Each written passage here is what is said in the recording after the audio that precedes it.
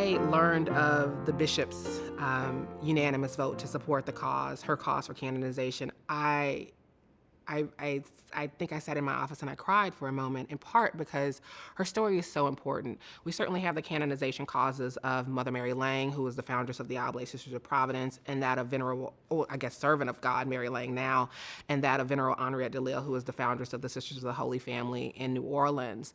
Thea's potential canonization sort of brings that story from the 19th century into the 20th century. She is a member of that generation of Black Catholic teenagers who desegregate the nation's historically white sisterhoods after World War II.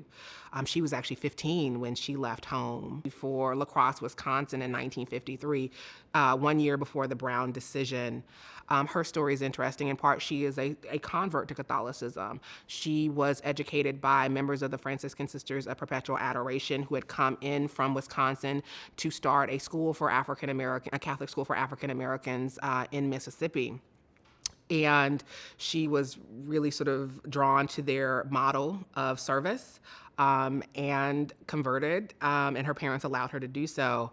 And that she also felt called to the charism of that particular community. And so when she felt the call to religious life and had to tell her parents, there was certainly some trepidation that they felt.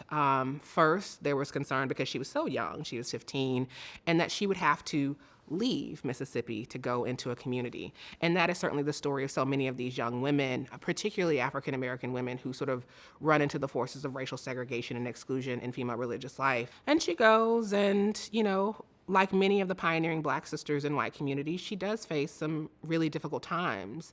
We know from her oral testimonies and sort of written records that, she is subjected to verbal abuse. She has this bright personality. Anyone can tell you that about Thea. Sometimes she had the propensity for sort of breaking out in song, and that was sort of, thoroughly pushed out of her for a time.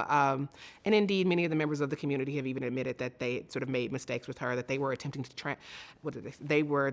to transform her into a Southern white Wisconsin woman, right? That they were attempting to suppress in her what had made her sort of valuable to religious life. And so she endures, like so many pioneering sisters did in those times. And she is someone who is committed to championing sort of the cultural, intellectual, and spiritual gifts of the African American community.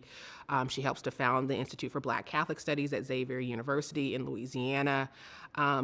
And even after getting her PhD in English, she decides to forego a career in higher education to develop this ministry of love in which she celebrates, in which she combined African-American preaching, gospel singing, dancing, and beyond to really highlight and celebrate the tradition that is the African-American experience and that which is the African-American Catholic experience.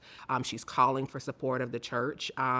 Even before Sisters are marching, she is someone who is attempting to sort of bring her knowledge and her talents to her community to raise awareness, particularly in her community. We also know that in the early 60s, after she becomes professed, that she goes and works in the movement in Mississippi.